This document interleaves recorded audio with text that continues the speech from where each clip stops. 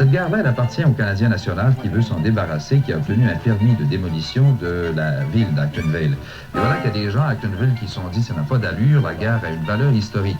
D'où la formation d'un comité de sauvegarde de la gare, un comité qui a obtenu un délai finalement de 60 jours du Canadien national de la ville d'Actonville, c'est-à-dire jusqu'au 20 juin. Mais d'ici ce temps-là, qui doit prouver la rentabilité soit historique, soit touristique ou encore économique de la gare. Hier, il y a des gens du patrimoine du ministère des Affaires culturelles du Québec qui sont allés voir cette petite gare d'Actonville pour savoir si vraiment il valait la peine de la sauver. On a semblé intéressé, mais le verdict sera rendu d'ici la fin du délai, c'est-à-dire d'ici le 20 juin. Maintenant, si cette gare-là devait être jugée historique, à ce moment-là, ce sont les gens d'Actonville qui devront voir à la rénover. On dit qu'il y en a pour quelque chose comme 25 ou 30 000 $.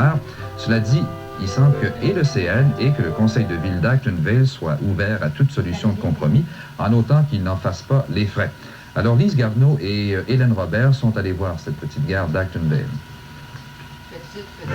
Dans la région des cantons de l'Est, il y a une ville. Dans cette ville, il y a une gare. Et dans cette gare, il y a un chef de gare. Mais si l'on démolit la gare, il n'y aura plus de chef de gare, plus de gare dans la ville et plus tellement de légendes à Actonville. Et pourtant, le train y passe encore, et elle est bien jolie, la petite gare. Un peu fatiguée peut-être, parce qu'on l'a bien négligée au Canadien national. Et bien sûr, elle laisse voir ses presque 100 ans.